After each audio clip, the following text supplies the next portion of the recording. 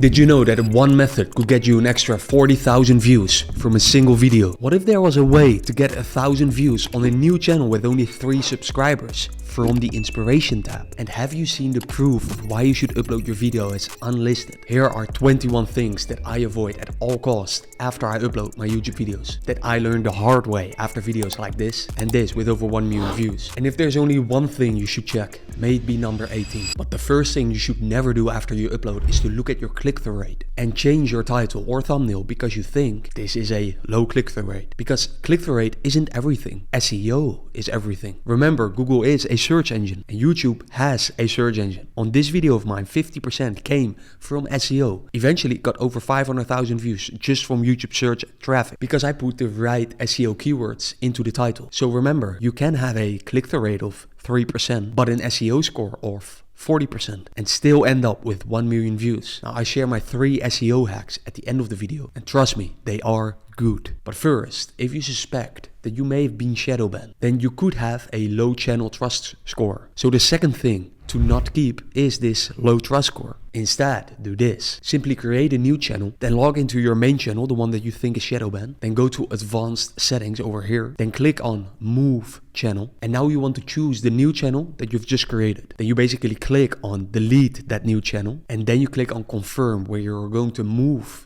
your channel. But make sure you are logged into the shadowbanned channel, because once you click on move your channel, you've successfully reset your channel trust score, which may actually give you results like me, where YouTube finally starts to push out new videos and even old videos, as you can see for mine here. Which brings me to the upload that killed my million viewed video. Never publish your new video if another one is still getting views. With a caveat, let me explain. On September 15th, one of my videos got 85,000 impressions on that day. Now 1 month later, it crashed to only 15,000 impressions per day. And yeah, it got over 1 million views, but sometimes you need to stop posting. That is what I wish someone told me. Because based on my research of papers on the YouTube algorithm, I learned one new thing about the YouTube algorithm in 2025. And that is that they likely use something called short sequence features and long sequence features. And this has nothing to do with shorts or long form videos. A sequence is just what did someone do on YouTube and in what order. So for example, your last 50 videos watched, that is a short sequence. And your last 1,000 videos watched, that is a long sequence. And this is something you can apply to all kinds of behaviors on YouTube. For example, your last 50 videos that you liked, or your last 10 searches on YouTube, or your last 1,000 videos that you clicked on but you left after 10 seconds. Now all of this gets stored as features. Basically the platform is learning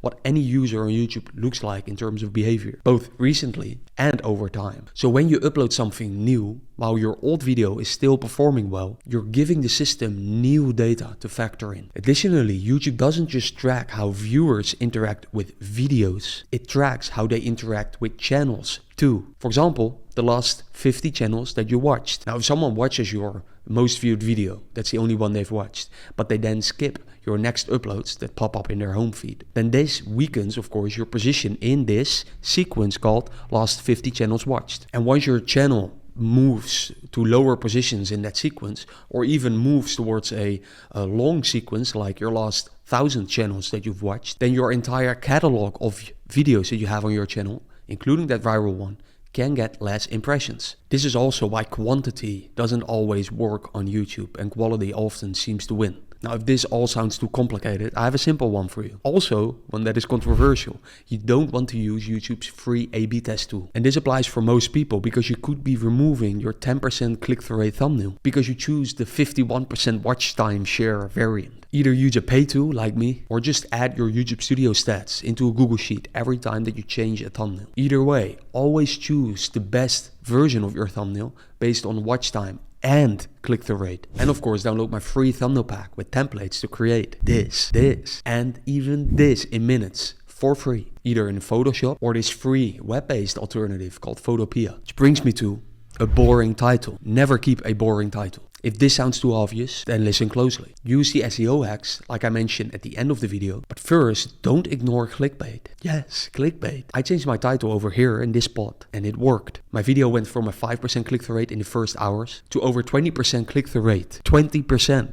after the change. Now, most creators copy their title from outlier videos in the same niche. The problem with this, you're copying the title, not the reason it worked. So step 1, I studied titles in categories that win by emotion. Think celebrities, the religion niche, politics, big one, and of course, drama. Step 2 is to extract the formula, not the content. For example, this title format, give me minutes and I will do this for you. Like, give me 10 minutes and I will improve your communication skills. Now, I do the same for thumbnails. For example, by copying this format. But another one, arguably even more important, don't mix different topics on one channel. Here's why, and the proof behind this. I did a 6-month YouTube experiment where I uploaded over 311 long-form videos across multiple channels. Now, here's one of the results. The video on my channel with 389 subs at the time got only 169 views. But the same video on the primed channel with 3 subs only got 1,000 views. Now, mind you, this was almost the exact same video, 99% the same. So then what is priming? Well, simply explained, it is making sure that you keep your channel as niched as possible. And you create a new channel for every niche.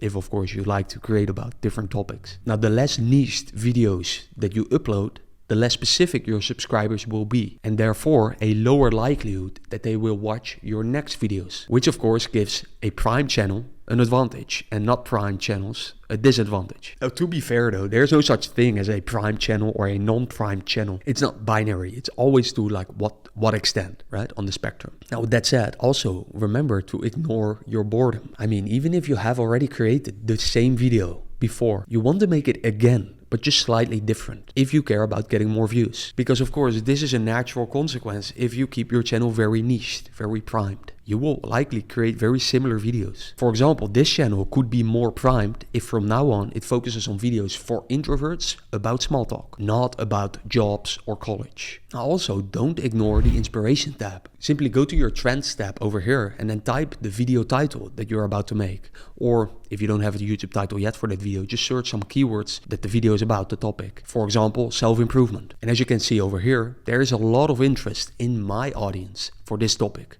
on one of my channels. But of course, this depends on your subscribers. So I recommend looking at this score before you make your next video. But then what should you do if you really want to make that specific video, but it shows low interest? Well, I recommend uploading it to a new channel, so you keep everything primed and isolated. Which brings me to an arguably even more bigger mistake that people make, including myself. Don't upload shorts on your main channel. Silo everything. I mean, look at what happened to this guy. One of the best ways to destroy your average view duration and watch hours is by uploading shorts on the same channel. And my explanation for this is simple. If someone watches your short, they can be placed in 4 categories only. A, they will watch your future shorts, just not your long form videos. B, they won't watch your future shorts and not your long forms either. C, they will watch your next shorts and your long form videos. Or category D, they won't watch your shorts, but they will watch your long form videos. A bit strange, doesn't happen often. And my point is this: why run the risk on your mainly long form channel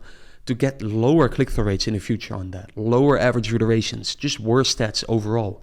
Because simply these 2 categories do not care about your long-form videos, but they still get to see them on their feed, on their algorithm feed, right? The home feed and the suggested feed. While at the same time, you can simply create a dedicated primed shorts channel, like Imangatsi, for example, has done, who, by the way, has never posted a short on his main long-form channel, which I think is a very strategically smart move. Which brings me to another strategic one, which is to not ignore your comment-to-view ratio. More practically, don't forget to like the comments that you actually get on your videos, because every time you like or reply to a comment, that person gets a notification, and notifications lead to returning viewers. And in my experience, returning viewers is a huge deal in the current algorithm. Why is that? Well, because returning viewers almost always have higher click-through rates and higher average view durations. Now, to prove this, gather in the comments below, for example, by helping each other grow this year. And we will hopefully, likely, see this video blow up too. But listen closely to the following. Do not publish or schedule your video right after you upload it. Instead, upload as unlisted and then schedule or publish your video. There's 2 things you should know about this method. Number 1 is you can't write comments under a scheduled video. And number 2, you can write your pinned comment under an unlisted video. So by uploading your video as unlisted, pinning your comment and changing it back to schedule, your pinned comment is already there when it goes live. And of course, you don't forget it. And trust me when I say you do not want to forget your pinned comment. It's absolutely insane how much traffic it drives. Additionally, there are some speculations that the YouTube algorithm seems to favor videos that are there for more than 24 hours before they go live. Now, if this is true, if you get more views by scheduling it after, I don't know. What I do know is that uploading it as unlisted will definitely make you be able to see if the video got any demonetization policies or any strikes even, for that sake. This is why uploading it as unlisted and then scheduling your video is absolutely the best way to upload your videos. But if you want more subscribers, don't forget to use this link in your pinned comments, but also video description, channel links, and even in your emails if you write a newsletter or other social media channels. Simply add question mark and then sub confirmation is one, this string, to your channel link like this, and get more subscribers. And to get more views and session watch time, don't forget to use a playlist link by simply adding this part from any playlist at the end of your video link. This way you get more views from the autoplay. By the way, side note, you can even do this on videos from someone else. If you, for example, share a random video in your newsletter or anywhere else, you simply just add your own playlist link, your only playlist string, to any other video link. And voila, more views to you if the autoplay, of course, plays your video next and they keep watching. But don't share this link with people. See, even the ambulance doesn't like it. Not sure if you can hear it. It's crazy here. Instead, use something called a deep link with a free tool like this, so that people do no longer see this accept cookies pop up, and they are able to like, comment, and subscribe on your video. And of course, they see ads, so that you receive actually AdSense money if you're monetized like me. How does this work? Well, simply if you, for example, add a video on your Instagram story, then use this link, not this one. You can create them using this free tool, but I prefer to use this one, which also lets you track your clicks, the amount of clicks that you get on any link, 100% for free, which is awesome. Now, all free YouTube tools that I use are in this Google Sheet. I will leave a link in the description, and there's no affiliate stuff there. But don't use deep links everywhere, because I've noticed that Twitter doesn't really like them. Why is this? Well, because they take users off their platform rather than this in-app browser thing that they have, that almost each social platform has. And this in-app browser thing is of course much more beneficial. It keeps users usually back to the app. And of course they can still spy on their users if they have their own browser thing there. But here's something very interesting. Do not save your call to action for the end of the video. Now, I see this all the time, but you don't want to do this because 30 to 50% stops watching your video after 30 seconds. They will never hear your call to action. They will never hear your free thumbnail pack that you worked on for years, or your free Google Sheet. So what I prefer to do is to quickly mention the call to action early, and later at the end of the video, I will talk about it more. I will expand on it. This is, I think, the most ideal way because you avoid losing many people in the first 30 seconds or first minute, but you still catch some of them who actually leave after a minute or after 30 seconds because they maybe do not care about your whole video thing, but they do care about your free stuff that you have. And my assumption is that if your free gift is good, that they will actually come back and watch the whole video just because of your call to action. Additionally, ask for something right after the best moment in your video. Like Alex Hormozi once said, you want to sell at the moment of greatest pain, but you want to ask for a testimonial at the moment of greatest satisfaction. Now, with that being said, do not ignore your end screen optimization, like I did with my stupid little head on this video with 1 million views. Because if you optimize your end screen call to action just once, you could get a click-through rate of 9% plus, like I did for this video, which meant that I would have gotten 40,000 more views if I did that on this video of mine, because that video had 45%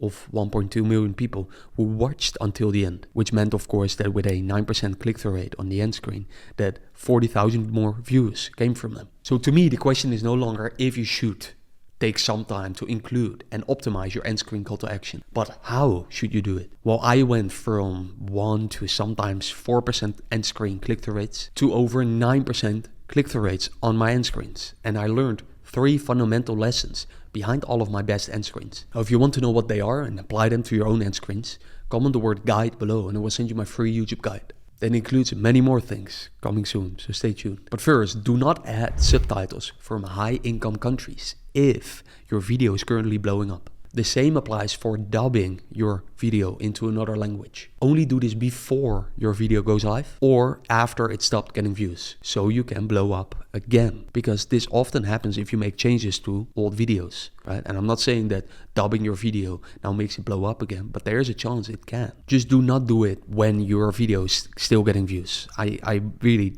do not recommend it. How does this work? Well, for example, you can add Norwegian as your subtitle like this in your YouTube Studio settings. I actually have a big list of high RPM countries that I add. Also countries to absolutely avoid at all costs. Countries you do not want to add as your subtitles or as your dubbing language. Now, adding the right countries can both increase views and add revenue if you're monetized like me. So if you want the full list of countries to avoid and the countries to add there, comment the word guide again and you will get them all for free. And speaking of kind of hidden YouTube secrets, do not ignore your title pixel length. Yes, title pixel length after you upload it. I use this free tool to check my pixel length because YouTube doesn't cut your title based on word count with the 3 dots, but it cuts it off based on how wide the characters are, aka pixels. For example, if you use capitals, like an all capitals title, that gets cut off sooner than a lowercase title. Now they do this at roughly 600 pixels, but again, I just use that free tool. It's actually also in my free Google Sheet. That said, do not, never, ever delete a video in most situations. Now don't believe me on this one. I actually also do not like to believe anyone from Google or YouTube, but I do think this one makes sense, which is a post from Todd. And he's literally the one who leads the YouTube homepage algorithm since 2014. And he said the following: do not delete your videos unless you have a very good reason. Because when you delete a video, you delete your channel's connection to the audience that watched that video. If you want to maximize your growth, then keep your videos public or unlist them if you must. Now that's his post and my assumption behind this. And this also makes sense with what I said earlier about the short and long sequence features, right? Your video will now be removed from those features, which kind of matches with what Todd is saying about that you lose your connection to the audience that watched that video that you are about to delete. The same way though, you actually want to delete a video if you want to rebrand your channel. Which brings me to something kind of different, but very important too. Do not look at click-through rate. Instead, click this little button and then look at click-through rate by traffic source. Because the source that the YouTube's algorithm usually tests first is suggested videos. In this screenshot, you can see my first 24-hour stats on one of my recent uploads. Now, suggested videos usually have a 1 to 4% click-through rate for me, but it's not where most of my views come from. Also not yours. They come from browse features. So what I'm trying to say is that I've often changed my thumbnail on the first day of the video upload. And that thumbnail was actually good, but I changed it because I assumed that a 1% click-through rate was bad. While I should have just waited for browse features to kick in. Just look at click-through rate by traffic source. And then if you see a 3% click-through rate on suggested videos, that's actually pretty good. Which brings me to something I've not heard someone talk about before, which is to not ignore your unique edge. For example, Imangatsi's unique edge is that he has a lot of money, right? He travels in private jets, has a luxury lifestyle. Now that was his edge, but now he uses this anti-perfect, this raw type of content. Another example is Hamza, who is of course known for recording in his bathrobe and his old bedroom. That was his edge. Now my edge could be showing my muscles or recording in the gym. And your edge could be showing off your jawline in the thumbnail or weird jokes in the intro or your age in the title. I mean, this is very, very clever. I mean, take a look at this guy, how he used it to blow up. I think it's absolutely brilliant. So find and use your edge. It's one of the best things out of this video, I think. And then also use input bias, which is simply said that the more hours or money or resources put into something will be valued higher by the audience. And it gets even better when you can show the effort, not just say it, but just show the effort. For example, your title of your video is, I read 3,000 books on how to climb the Mount Everest, and here's what I learned.